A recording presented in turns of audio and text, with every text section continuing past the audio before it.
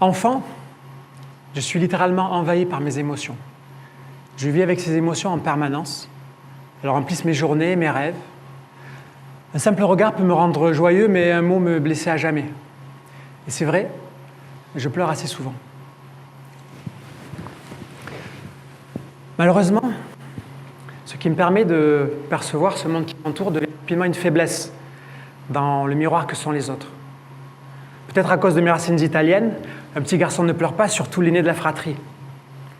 À 5 ans, le petit garçon doit s'endurcir en suivant les traces de son père au club de judo. Et c'est une épreuve à chaque fois. Mais je me souviens de cette sortie en voilier, assez musclée par temps de Mistral, avec un ami qui me lisait de la poésie, du Baudelaire, pendant que je gérais la situation, disons, critique. Souvenir incroyable de flow entre performance pure, sa poésie et les émotions. Je ne le perçois pas, mais je rentre docilement dans le moule de notre société pour survivre. Cette faiblesse émotionnelle, je dois apprendre à masquer aux autres. Je construis ma carapace pour garder confiance. Quel monde bizarre. Je deviens une véritable machine, en particulier dans les milieux difficiles, complexes, ce que j'apprécie particulièrement, voire même extrême. Je suis capable de ne montrer aucune émotion pour aller vers l'objectif. Je peux même être dur avec les personnes qui m'accompagnent et qui ont une faiblesse. Alors en 2002, avec plusieurs associés, nous créons une entreprise qui réalise des confinements, des structures temporaires comme celle-ci. Impressionnant, nous forçons le respect dans l'industrie et je veux mon entreprise humaine, à l'écoute. Mais nous avons créé une forme de monstre moderne, pétri de procédures, de systèmes ISO, avec cette course folle vers la performance. Chaos, harmonie au quotidien, la confiance est fragile, incertaine. Les collaborateurs sont loyaux mais usés, fatigués. Nous irons même jusqu'au clash. Alors, quelques années auparavant, je rencontre une personne assez extraordinaire. Il s'appelle Éric Baronne. Il est champion du monde de vitesse et de descente en VTT. Et nous travaillons ensemble sur l'aérodynamique pour battre des records du monde de vitesse. Comme celui-ci en 2000, 222 km/h sur neige. En 2002, il se projette sur un nouveau record, sur Terre cette fois. Et il le bat, encore d'actualité aujourd'hui, 172 km/h. Mais à quel prix ? Au passage des cellules, la course à la performance pure a failli lui coûter la vie.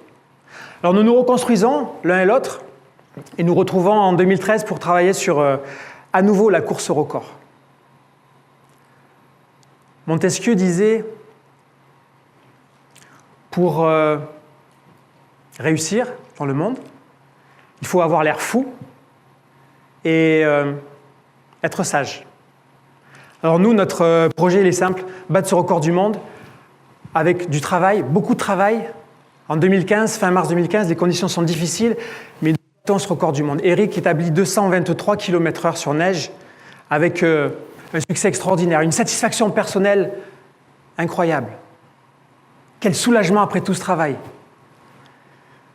Mais quelle frustration. Un seul petit kilomètre-heure. Nous sommes encore dans la performance pure. C'est difficile parce que nous sommes usés, épuisés par la tension, la pression.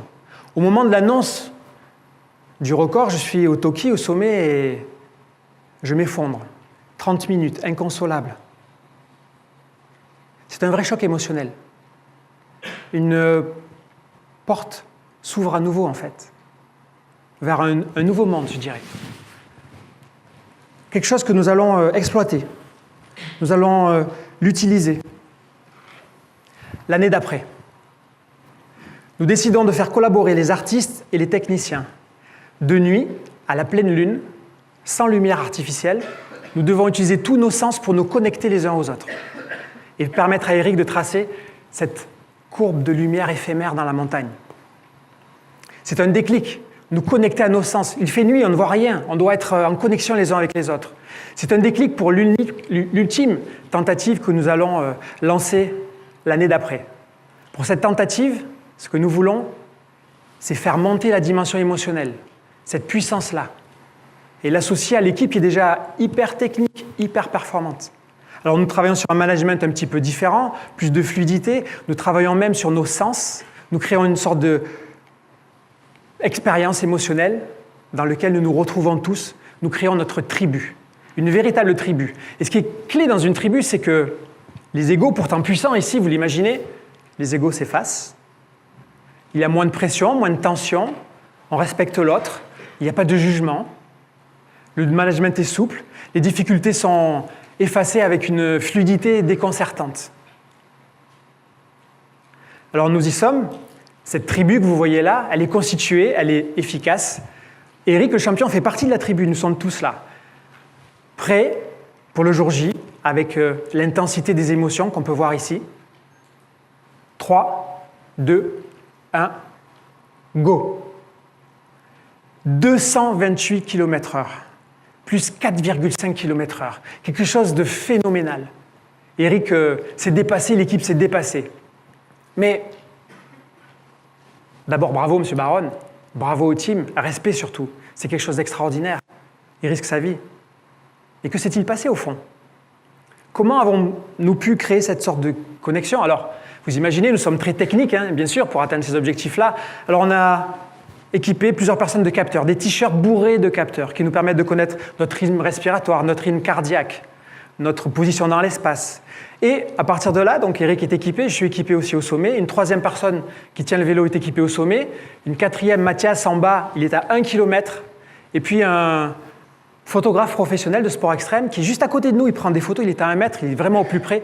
Lui, il est arrivé juste la veille. Il ne fait pas vraiment partie de la tribu, mais il connaît le monde de l'extrême. Regardez ces courbes, rapidement, le stress physiologique de toutes ces personnes-là. Nous voyons, première étape, 5h24 du matin, un brief que nous faisons avec Eric, juste pour expliquer que nous y sommes, nous sommes là. Le stress physiologique chute. Deuxième moment clé, nous arrivons au sommet de la piste. Nous craignons qu'il y ait du vent, tout le monde craint qu'il y ait du vent. Au moment où j'annonce qu'il n'y a pas de vent, le stress physiologique chute à nouveau. Troisième moment clé, le record du monde, nous sommes tous synchronisés. Tous synchronisés, cardiaquement. Tous, sauf un, vous avez deviné qui c'est. Lui, il a passé une journée extraordinaire, le photographe, c'est la courbe en pointillé blanc, vous la voyez là, hein, et c'est clair, il n'est pas dans le même monde. Mais il a passé beaucoup de plaisir. Donc un projet, il a deux dimensions clés qui sont très complémentaires. La première, c'est la dimension technique. Elle est à l'arrière, elle permet sur l'axe fixe d'avoir la fiabilité, la régularité. C'est tout ce qui est technique, ingénierie, marketing, finance, tout ça, qui nous permet d'atteindre l'objectif, la performance pure. La deuxième dimension, elle est humaine. C'est celle qui nous permet de piloter, d'éviter les obstacles, d'anticiper, mais aussi de prendre le mur. Ces deux dimensions-là, quand on les combine, nous permettent d'atteindre des objectifs. L'ultra-performance, dans lequel nous associons deux choses.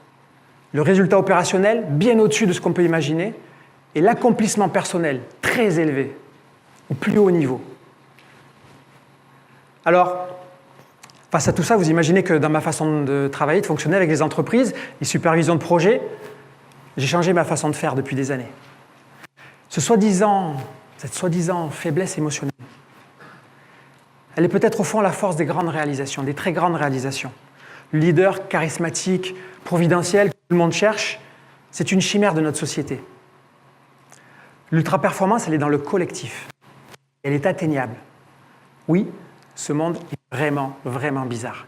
D'un côté, nous avons des organisations qui nous happent et qui sont tournées vers l'efficience, au mépris de notre émotionnel.